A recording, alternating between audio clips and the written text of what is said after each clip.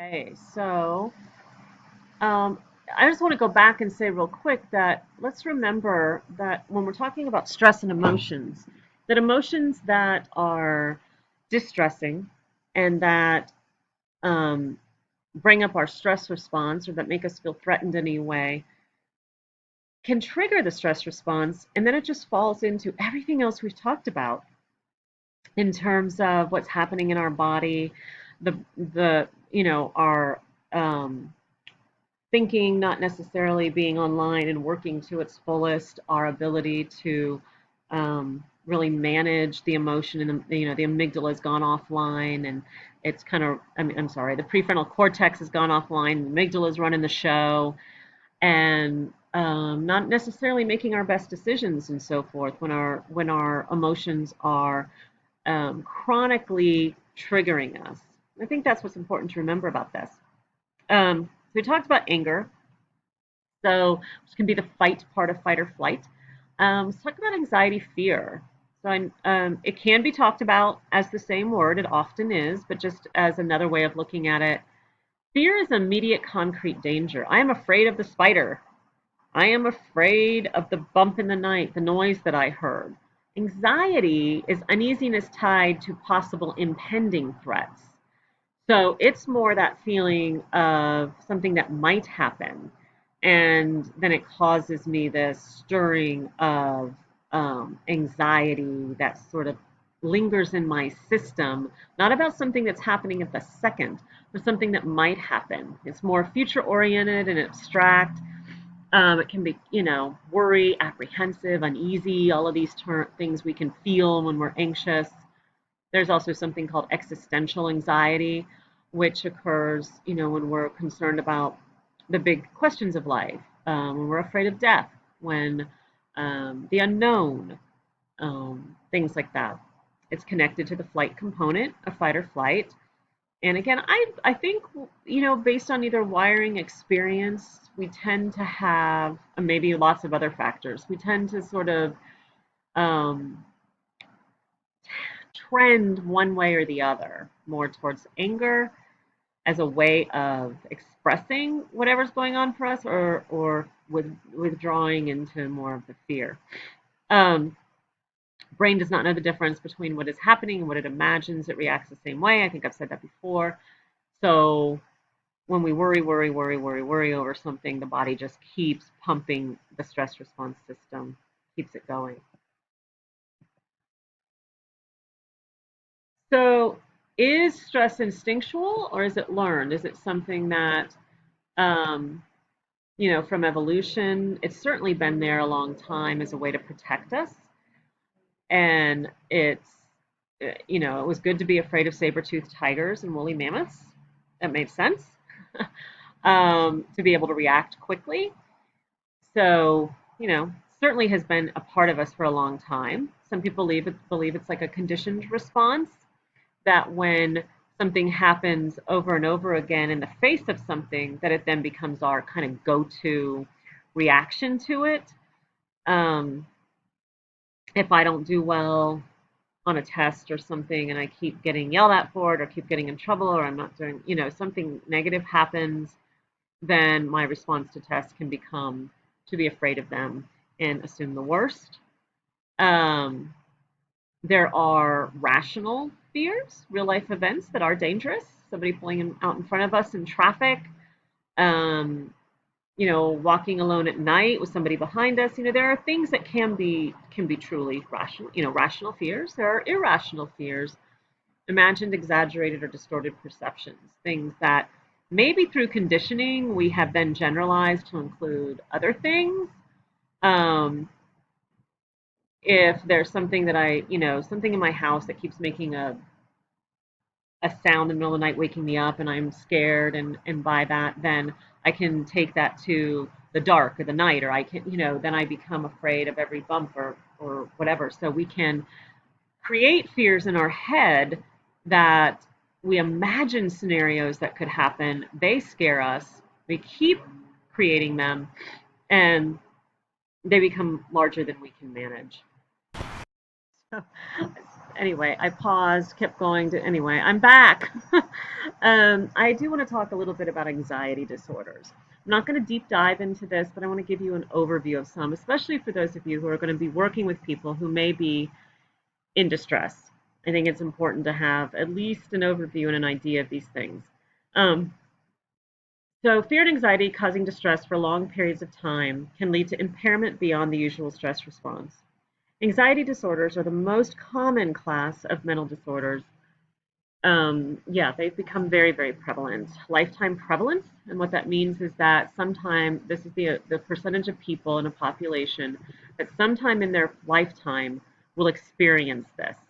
So, 31.1% of people, some point in their lifetime, will experience an anxiety disorder. It's like a third of our population. More commonly diagnosed in women. Why is that? Maybe because for men, it's less accepted to express anxiety or that kind of concern. All right. So anyway, yes, here's different kinds of anxiety disorders that are talked about in the diagnostic manual, the DSM. Generalized anxiety disorder, or GAD, uncontrollable anxiety and worry lasting for 6 months, at least, causing significant impairment and distress, fatigue, tension, restlessness, irritability, sleep problems, concentration issues, potentially depression. So experiencing that for at least 6 months can lead to the idea of generalized anxiety disorder. And it's an anxiety over just, it's generalized. There's nothing specific that we're nervous or worried about, but we're just feeling anxious all the time. 5.7% of people in population to develop over their lifetime. We see the onset typically in childhood or adolescence commonly. Panic disorder is another anxiety disorder, which includes repeated panic attacks and concern over future attacks. More common in people with high interoception. So what interoception is if you take a moment, close your eyes, tune into your body, you can feel your heart beating, not with your hand, but just by tuning in. That's a strong interoception. Interoception is the awareness of body state. And it's a good thing to have. It's not a bad thing to have. It means we're very aware of our body. We're very connected and integrated to it.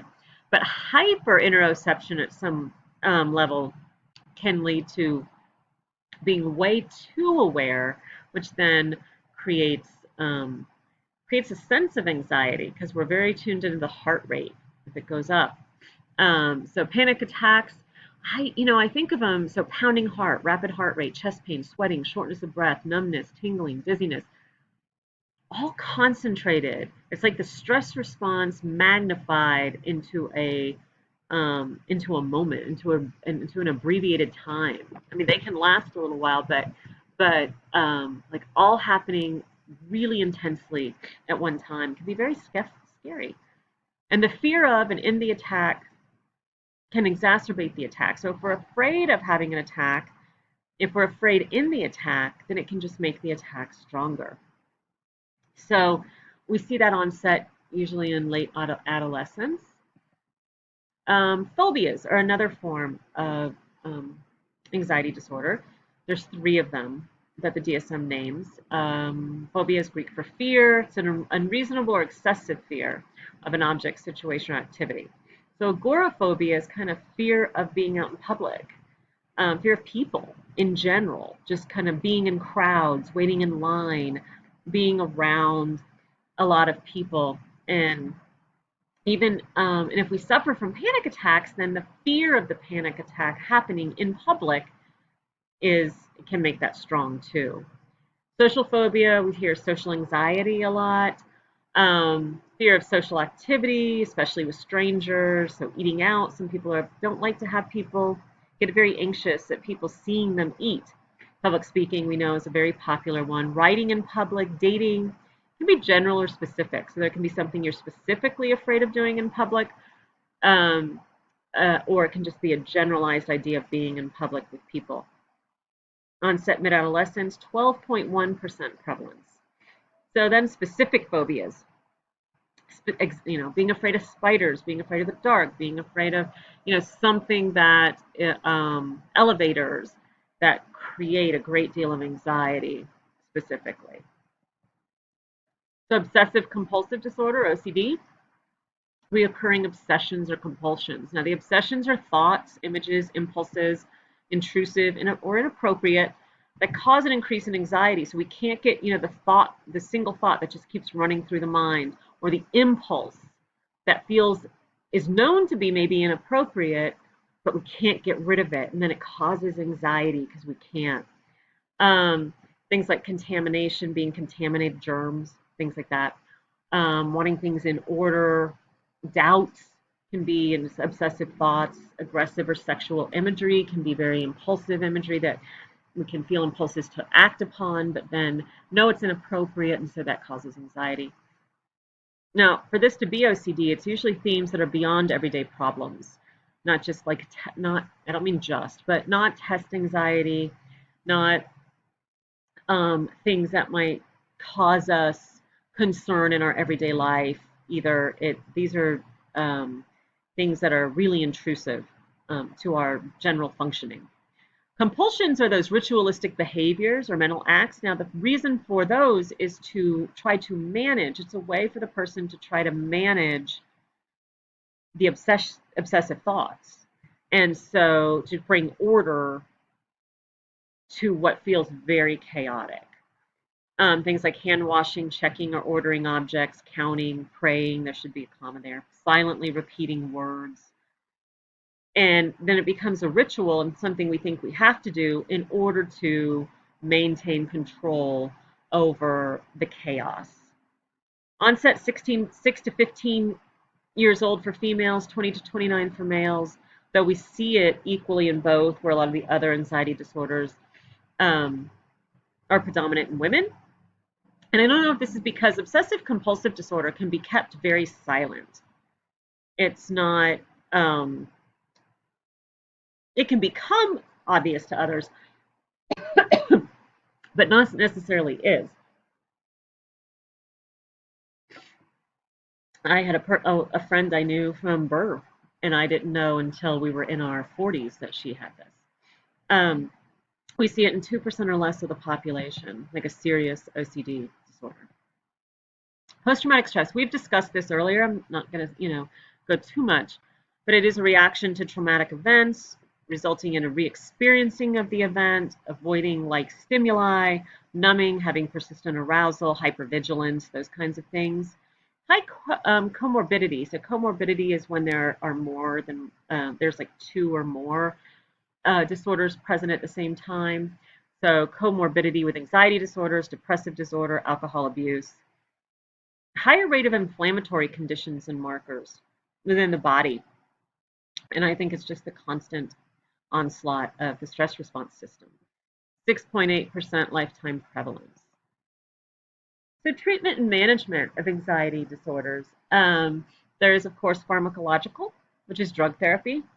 I'm not an expert in drug therapy, and so I'm not going to pretend to be. I can give you a little bit of information, and for more, I suggest you look into that, talk to a psychiatrist, things like that.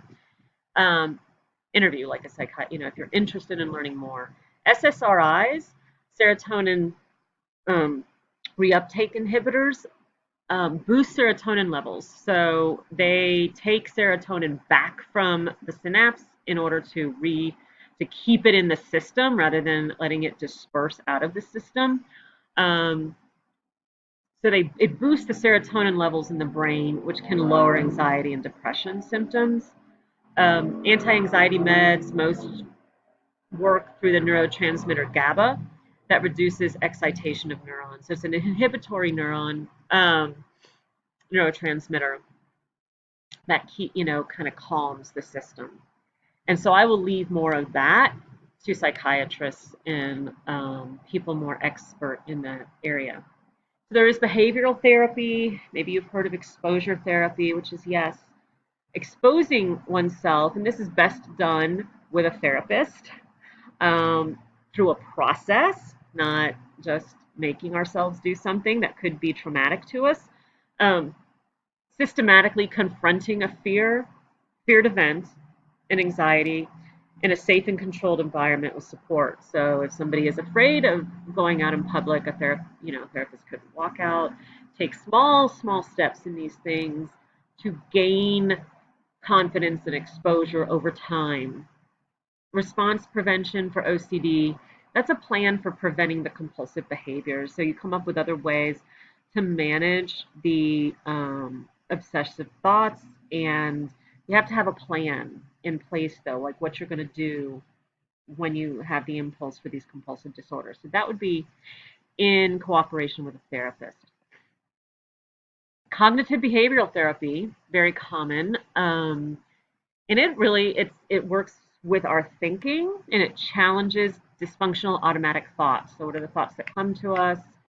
When we're in anxiety, we run directly into kind of anxious thoughts, and so how do we manage those? So it teaches us to challenge our own thinking, to look at what we're thinking, to stop, to pause. We have to be mindful about it. Um, so assumptions, beliefs, replace them with healthier, realistic patterns of thinking. So we're changing thought habits. So DBT, dialectical behavioral therapy, has become very popular. It's an outgrowth of CBT, and it was originally developed to work with borderline personality disorder, but it's become very popular in general. Uses four main behavioral skills to help work with thinking: mindfulness, to be able to create the opportunity to stop and think about and look at and observe thoughts; distress tolerance, allowing us to tolerate things that are uncomfortable and figure out how to do that in the moment. How can we build our tolerance for things that are uncomfortable so that we can figure out how to become more comfortable in the moment? Interpersonal effectiveness, communication skills, assertion, and emotional regulation. How do we so it uses those things along with how to challenge our thinking within those dynamics. Anxiety management for everyday anxiety. So not for disorders, which certainly think that it's most helpful to have help with, um, but just some ideas for everyday anxiety. Reduce use of stimulants. Caffeine and other stimulants prime the body for arousal.